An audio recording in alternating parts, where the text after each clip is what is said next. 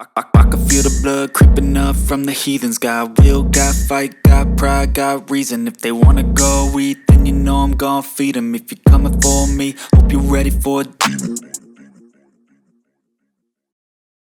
Well, heidi ho there, neighbors. Welcome to House Rules Fantasy Football Weekly Updates. We just wrapped up week 16, and well, here we go. Welcome to Thunderdome, bitch. This is our last week of the regular season. This is do or die for the middle of the pack people. We have some individuals and team managers who are already set in the playoffs. We have some people who are also set to not be in the playoffs. We're going to get into all of that. Obviously, a crazy games happened this week. I mean, the Broncos and Browns game last night was absolutely crazy. I mean, the snow, everything that was happening, plus the Bills and 49ers game. Holy shit. How many, I don't know. It's just too much to go over, but we don't care about the regular season NFL stuff right now. Ain't nobody got time for that. Because right now, like I said, it's the nitty gritty. We are now at the moment where we're going to find out what teams are playing who is moving into the playoffs, and who might be in last place soon. I mean, we got a lot of stuff to go over, so let's just go ahead and let's hop into the week that was, okay, my friends? All right, so as we're going to take a look, we're going to look at our first game here. 5 RBs, 124 points, overcoming touchdown there at 97 points. So over there for Paul's team, Lamar Jackson putting up about 23 points, 19 points from the Seahawks defense, and 16 points from Thomas. Alex's team, I mean, man, he had a great surge right here. 27 points from the tight end Bowers. Evans getting him 23 points, and then 19 points from Sam Darnold on the Vikings. So congratulations on getting that win, Alex, and kind of holding your spot there on staying in the playoffs.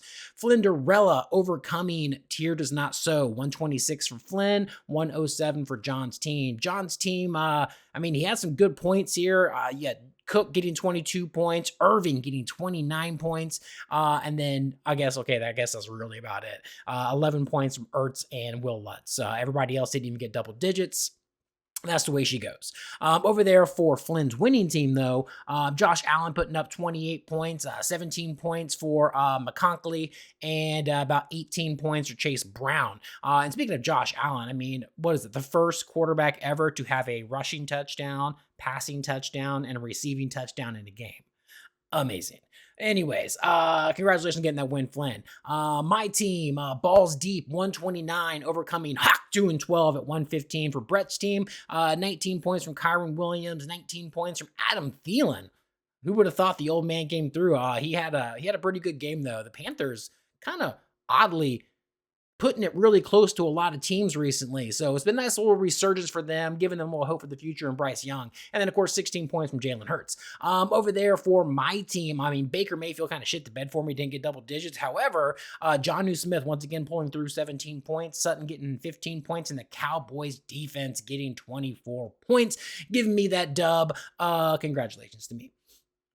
50 pinball, 120, overcoming Dr. Football's 110. Over there for Mike's team, 17 points from Mahomes, 19 points from Josh Jacobs, and 16 points almost from Mark Andrews. Over there for Quay's winning team, 21 points from Joe Mixon, who's just every week putting it up. Bijan Robinson, 24 points, and then 16 points, or we'll go 19 points for Drake May over there with the New England Patriots. Wingardium Leviosa falling 85 points to Spoilers 95. Gabe getting the dub here. Cody's team, 18 points from Jordan Love. Derrick Henry putting up 12 points only. The same thing with Drake London. Everybody else kind of let Cody down in this game. Over there for Gabe's team, 15 points from McBride, 18 points from the Steelers defense, and 14 points from Bo Nix. I mean, haven't really been talking about them this much, but the Broncos actually look really good. Bo Nix didn't start the season out that well, and they kind of looked really shitty in the first couple games. But this last half of the season, they've really popped off. So congratulations on getting that dub, Gabe. CK Cronies, 134, and taking most points for the week, overcoming Garbage Time, 125. Fuck you, Christian. To that thieving, raggedy bitch. Garbage time over there for Vic's team. Barkley putting up 19 points. Scary Terry putting up 23 points, and then 21 points from Najee Harris. Over there for Christian's winning team, 19 points for Joe Burrow. Nico Collins coming in with almost 18 points, and the Njoku is the one who put the dagger in Vic's heart and the most points this week. 21 points in that game last night. Congratulations on the win, Christian. It was good. So let's go ahead and take a look at our standings. All right. So we already kind of know where this is. In 12th place, we have Vic, right? He is garbage time sitting there at 3-10. Wingardium Leviosa is 11th place, and then Tier Does Not So is in 10th place. Both of those teams are 4-9. So there's still a chance that I haven't looked at all the math, that Vic might not be last place.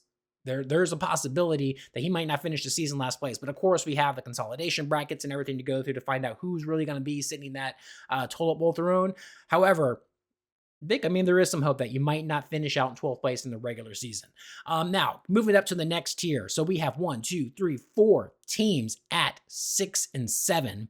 And then we have 2 teams at 7-6. So from 4th to 9th place, which we'll get into all those names, they're all vying for playoff spots. They are all vying for a spot in the playoffs. So we're going to see how this goes. Are we going to have 2 8-6 teams rounding out the bottom there? Or are we going to have one of these amazing 7-7 teams rounding out the end of our playoff bracket? We don't know. So anyways, 9th place, Flenderella. 8th place, Spoilers. Hawk 2-12 sitting there in 7th place. Touchdown there, sitting there in 6th place, who's right now in the playoffs.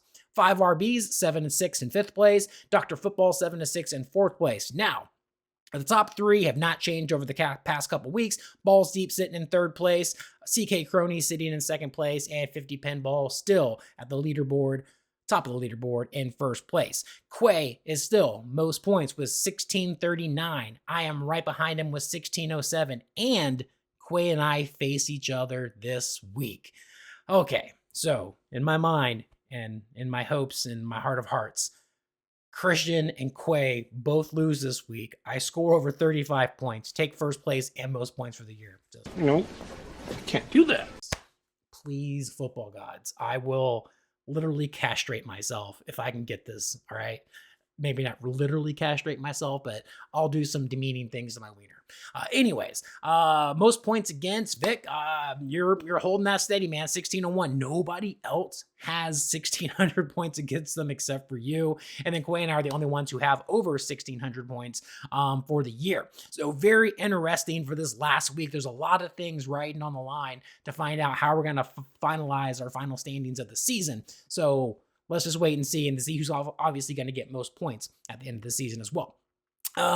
With that, let's just go ahead and take a look at the playoff brackets as they stand as of today. Of course, depending on how the rest of this week works, we don't know, because bye weeks might change for the 1st and 2nd place. We don't really know who's going to be sitting in there for 4th, 5th, and 6th in the bracket, because, like I said, Dr. Football and 5 RBs could both lose and they'd be sitting at 7-7, and then all these other teams could win and they'd be sitting at 7-7. So a lot of stuff going down. We don't know, but it's very interesting. I love it when it's like this and we have so many teams vying for it. So right now, Quay has the bye week at the top spot. Christian has the bye week at the 2nd place spot. Right now, it would be Dr. Football going against 5 RBs, and it would be Balls Deep going against Touchdown there for the first week of the playoffs. So really excited to see how this is going to play out and what's going to happen. Now, let's go ahead and take a look at Week 14's games. And good, I made sure that I have them up here this week, unlike last week when I was a dumbass and didn't even double check everything. So, first game of the week, Balls Deep going against 50 Pinball. Now, honestly, most of the games are Stone Cold Lock of the Century or a week.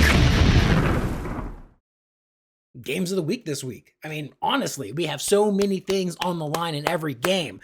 So I'm not going to pick a specific game, but this one is obviously near and dear to my heart because I would love to crush Quay. But we'll see how it is because he has snuck 10-1 every week, and it just, it angers me. But anyways, 110 projected for Balls Deep and 103 for Quay at 103. Going into our next game, Guardian Leviosa going against Dr. Football. Can Cody upset Mike and maybe knock him out of the playoff positions? We don't know. We're going to find out. Or could Mike put Cody in that last place spot? Anyways, Cody is currently projected 78 points. Now, he does not have a defense and he does not have a running back right now because the Ravens are on a bye week and so are the Colts. So he has no Derrick Henry this week. So kind of crazy for their bye week to be the final week of the regular season. Mike's team is currently projected 95 points. All right, going into our next game, Flinderella going against 5 RBs.